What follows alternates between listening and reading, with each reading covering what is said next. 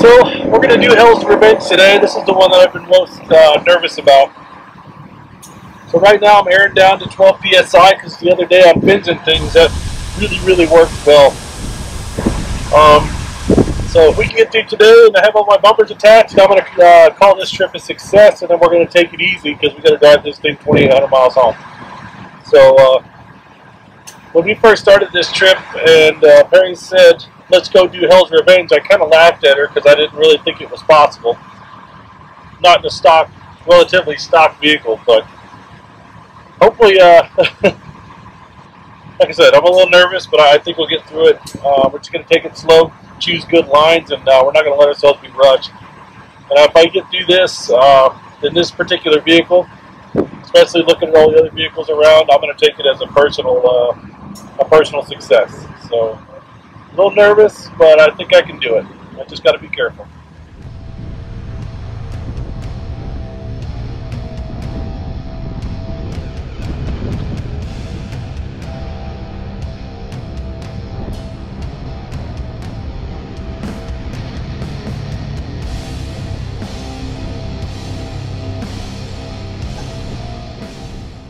Welcome to the video.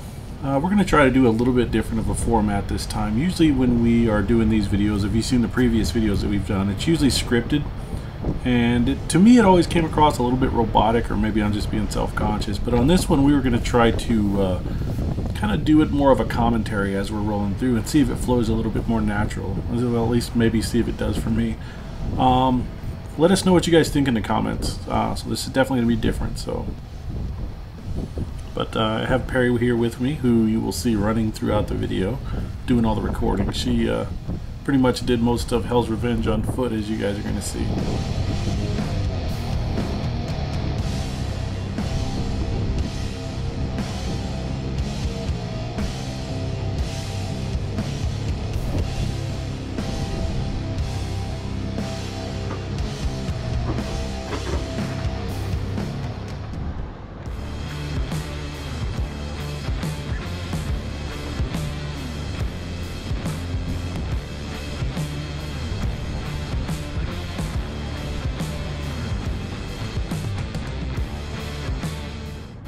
Coming up here, one of the things that we learned on Fins and Things was if you see a whole bunch of scratches going up the hill, that's pretty good visual indication of where somebody has got really low and scratched something on their vehicle. So as you see through here throughout the video, I'm always trying to take them at a 45-degree angle to try to keep the damage to my vehicle as minimal as possible. This is definitely one of those spots where you can see all those scratch marks going up. If you take it at a 45, you're less likely to scratch stuff. And one of the things I was really nervous about, as I said at the start of the video, was we don't really have any underbody protection other than what came on its stock. So I was really trying to be careful not to just bump and scratch over obstacles like just about everybody else was doing that day. So I think we got through there with mostly, if you hear some scraping in this video, I think it was mostly mud flaps. Yeah. This was like the first intimidating hill climb because you can't see the top or what's on the other side. Definitely the opener of Hell's Revenge.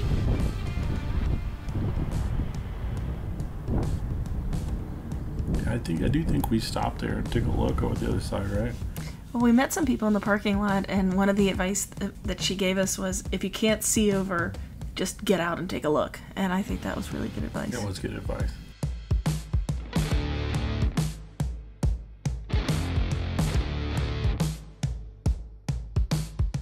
But driving that slick rock was kind of like being on a roller coaster.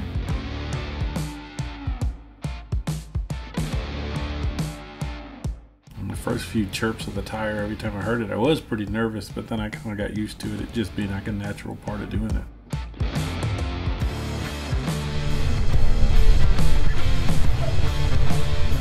This was definitely steeper than it looks in the video.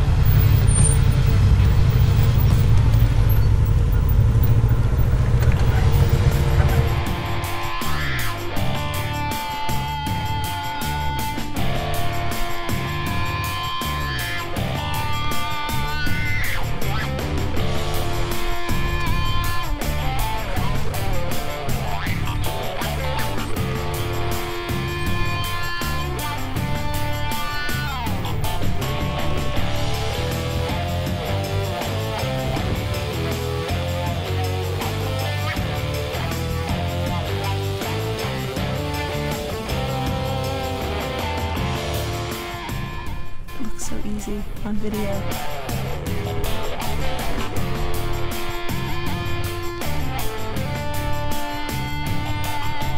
The 8-track system on there does make it, it does help a lot. I mean, I know that there's probably people that have to bump up every single one of those little ledges.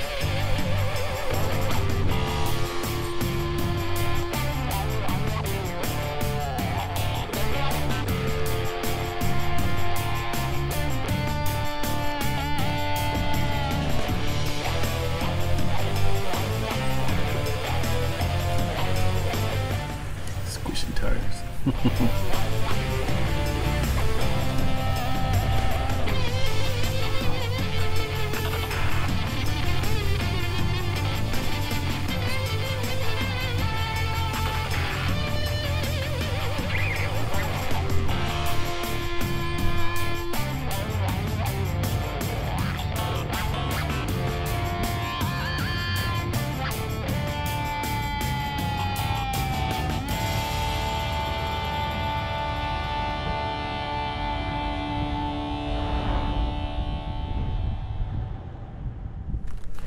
There is a go around, so you don't have to go up these rocky ledges. There's an alternate path, but Did we actually take the hard one on that? We took the hard one. It's always a toss-up. Some of them I just didn't want to try, and then at some point I was like, okay. Well, some of it's that book. So we used the Wells book that everybody told us to use, and it is a good book for finding trails. But if you try to use it while you're on the trail, I feel like you get so caught up in, oh my gosh, this is the rocky ledges section, there's a bypass. And if you just drive and look at it and say, that's no big deal, we can do that, versus letting the book get you kind of amped up about a specific obstacle or something. And it was very difficult to try to follow the mileage and know exactly where you were, and I found myself getting very stuck on the book. I was getting pretty frustrated with the book too. But the guy that followed us probably should have looked at the book. Yeah. So we got to the top up here, and we kind of put the car in park, and we're taking a breather, and then we heard a big clunk. I mean, that section doesn't look that challenging on video here, but I mean, it absolutely was. I mean, we stopped up at the top, and we just heard a crunch, crunch, and it was mid-sentence, so it was louder than our conversation. And we turned around, and then we just saw these Jeep's tires in the air.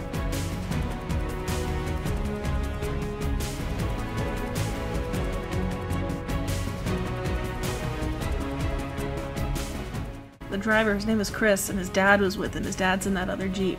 And they were from Oklahoma.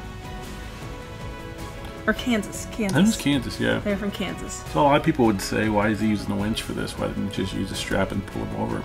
But on the other side of that red Jeep that you don't see is that's where the drop-off was. So that's why they used the winch. And also you'll see me standing back. We saw it again later. See me standing back. There were just too many people there, and they didn't really need that much help. So sometimes the best, most helpful thing you can do is just stand back and let all the know-it-alls do it. But he actually did drive it back off the trail, so that was pretty cool.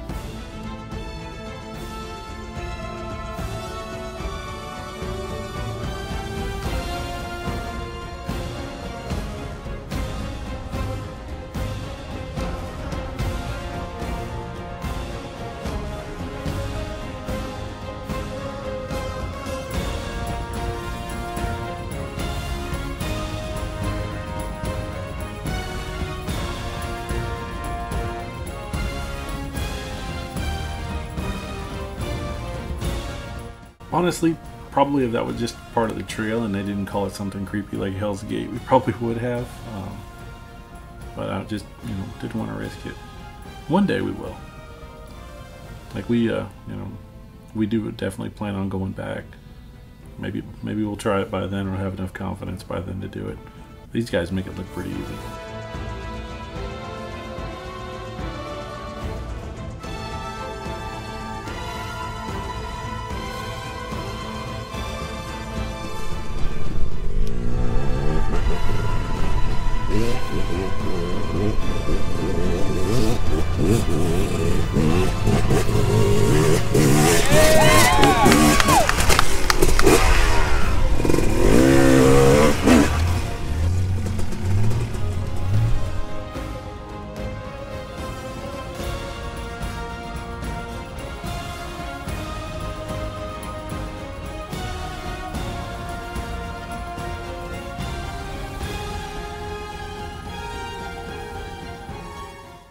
Just bebopped on up. Well, that's a pretty crazy built-up Jeep, though. That's awesome. Oh yeah. I'd like to drive one like that just to see what it's like.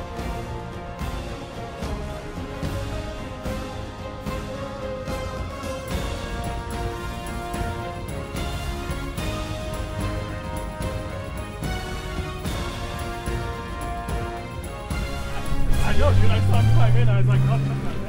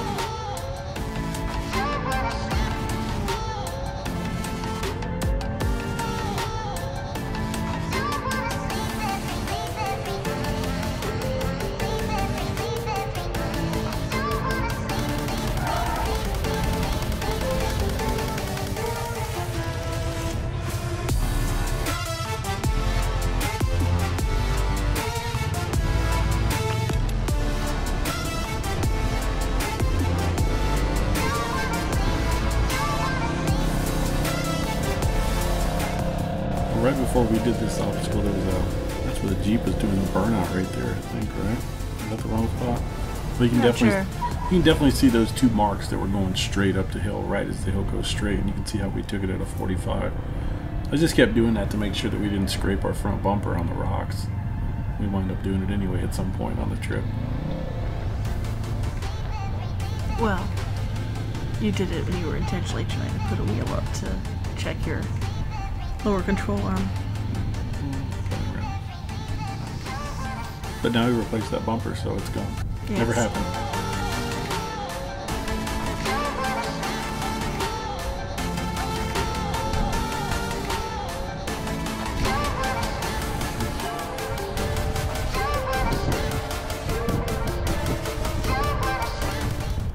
Well, you can already see like scratch marks on the road here. And it's a big one where you really, I mean, it was really going almost straight up, and I was really curious as to whether we were going to have the approach angle to take it. And you can definitely see me trying to put one wheel up first.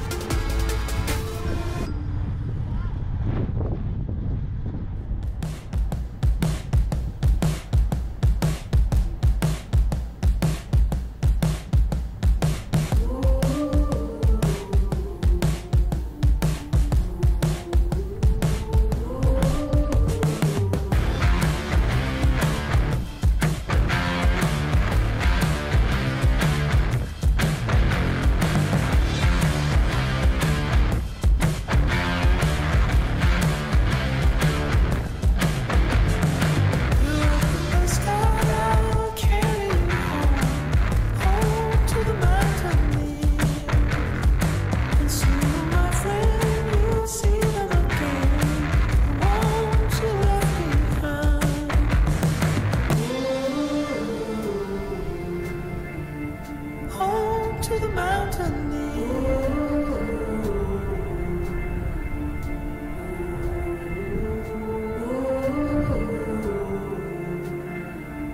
home to the mountain.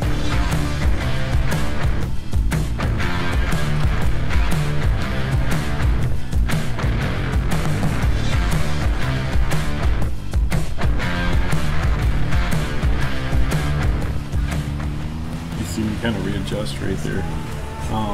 Wasn't worried about like hitting the underbody any right there. I was worried about scratching my wheels because some of this was really thin, like really skinny.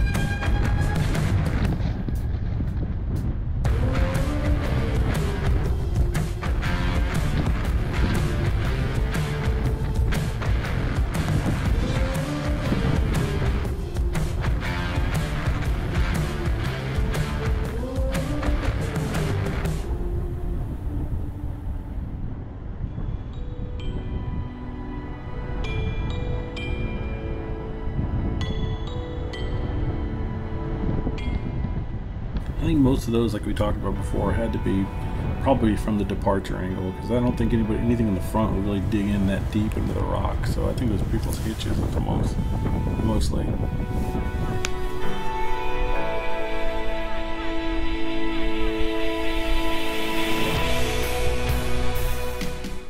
think we hit our mud flaps. I was shocked about how durable this thing were. I mean, I figured we were actually going to lose that mud flap at least. I mean, they held on.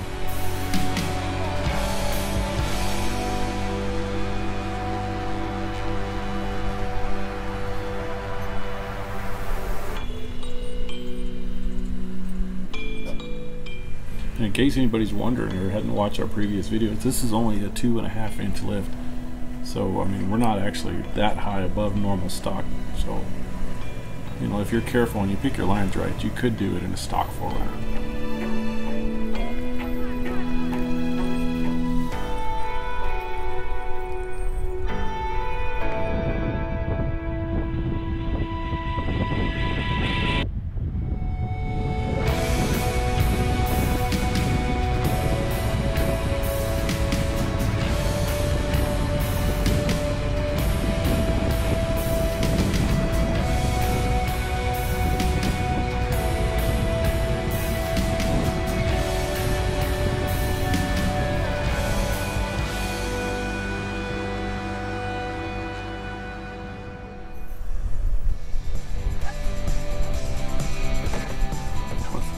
One of my personal favorite shots right there. When we showed a little snippet of that to my mom, she wasn't too impressed. She was like, not cool.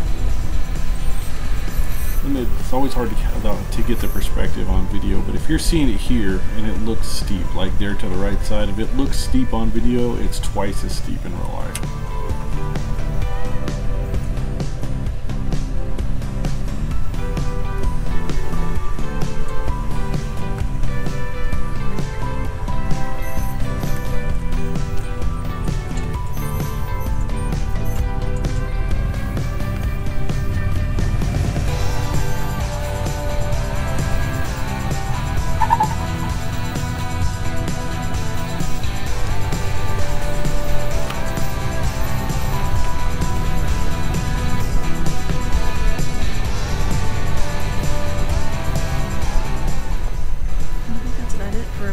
So stay tuned to part 2. Absolutely. Part 2 is going to be just as good.